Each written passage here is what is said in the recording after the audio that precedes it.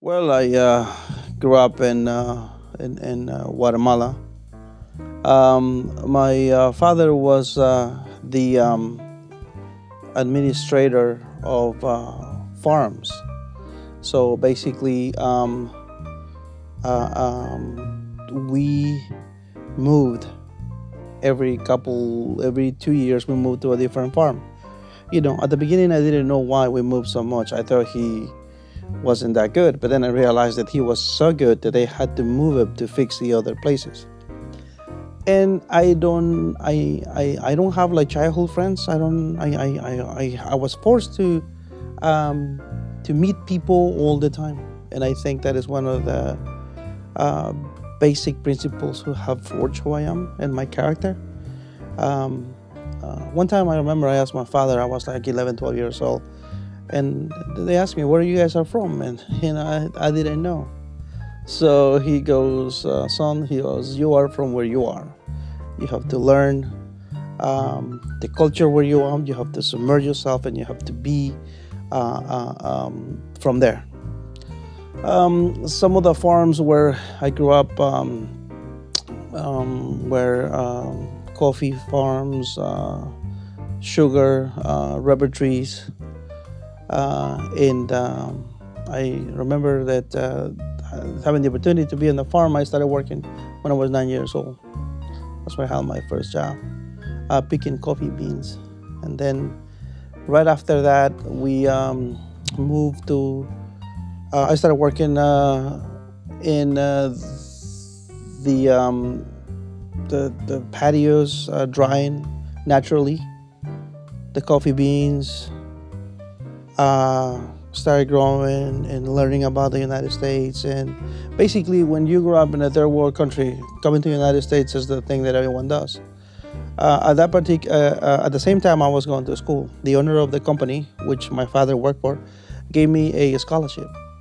So he gave me a scholarship, and my job was to have straight A's.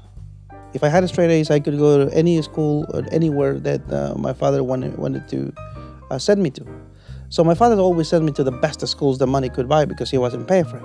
But the problem with that is it created a resentment on me because I started experiencing the segregation and a difference between like someone who has a lot of money, which were everyone who was in this school, and someone who came from the jungle. And I used to walk into like for about an hour to get to the bus who took me to the school, and that was also hard for me at the beginning because I didn't understood why they were so different with me, but that was just it's part of the country, back in Central America or south of the border, we don't have a segregation within color.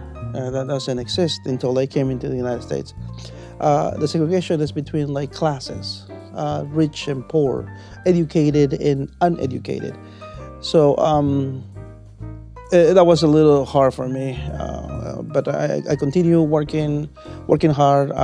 Got into a computer program because it was very new. You guys had like Windows 1998. I was still using 3.11.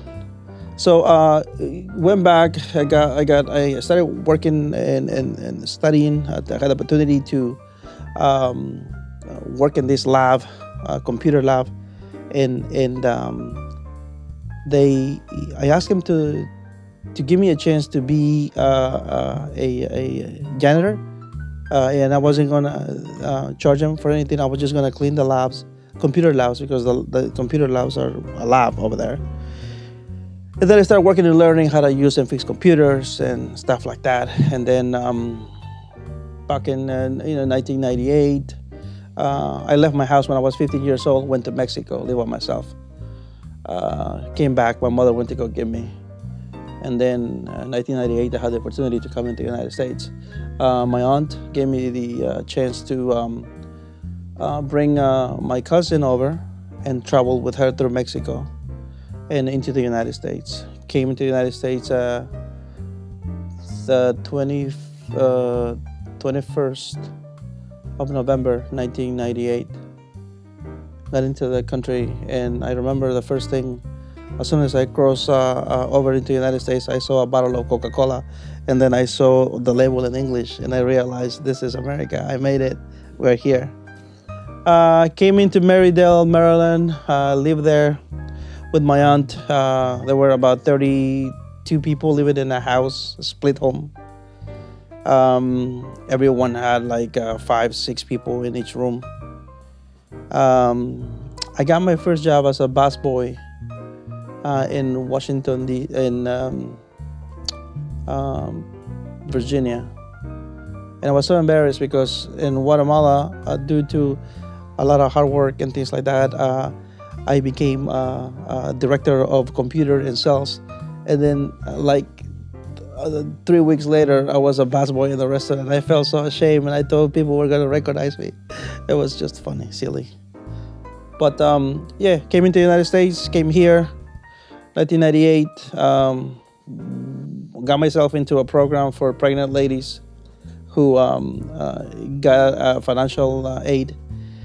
I wanted to learn the language. That's one of the things that really, really made me realize that in order to be someone, and I remember my father's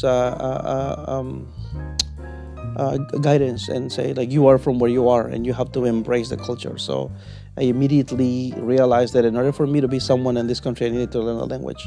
It was rough at the beginning because I had to work. I work in Hirsch Industries, and I started working there as a temp agent from 4 o'clock in the afternoon to 4 a.m. in the morning. And then from 4:35 to 9, I slept those 3-4 hours, and then I had to go to learn how to speak English. But it helped me significantly, and it got me to where I am. And I always had the need, the curiosity of learn more about God. Unfortunately, my parents made me believe that I had to do good things in order to be safe. And I never experienced grace until I came to grace.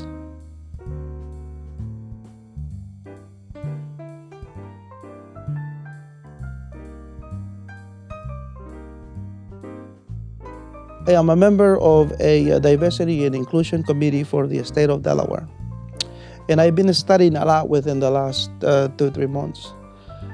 And the studies have shown if you don't embrace inclusion and diversity, you don't have a chance to survive in the new era. There is something very interesting in what's going on right now, especially with youth. I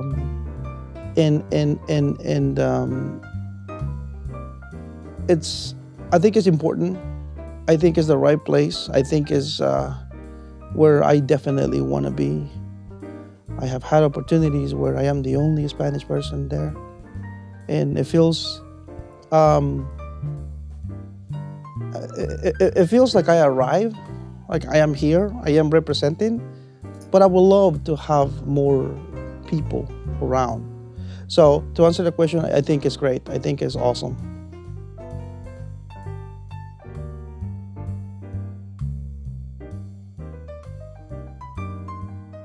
We have to think about one particular principle when it comes down to segregation within the church, and that is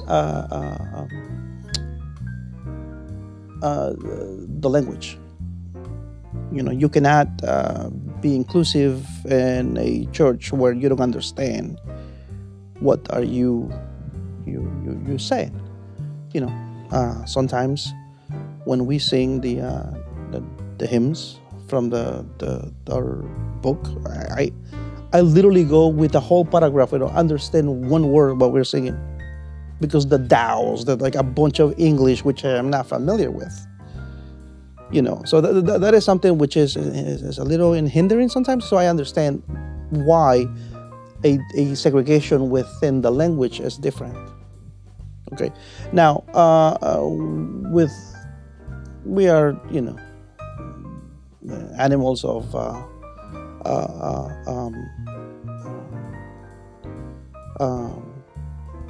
repeatedness. The word is escaping to me, But we want to do exactly what we want to do, which whoever we want to do it, people we will like, you know. Uh, but I think it's sad. It's really sad. I don't like the only churches that I give a break on, or I try to understand why they are, is because of the language. But anyone else should be. We should be inclusive.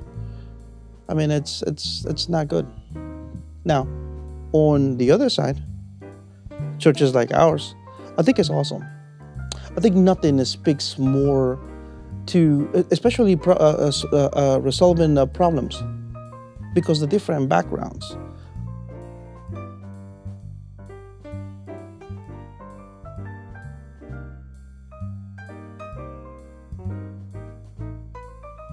See, okay. There are a couple of relationships which I really um, appreciate. Definitely, it's a little. See, I don't. To me, it's kind of hard to see the difference within races, or So to me, everyone is sort of the same.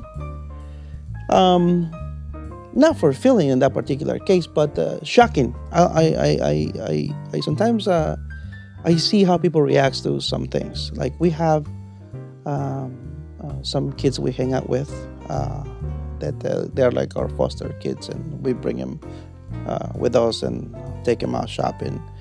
And I love to give them like money or my credit card when we pay for things, and then they see him.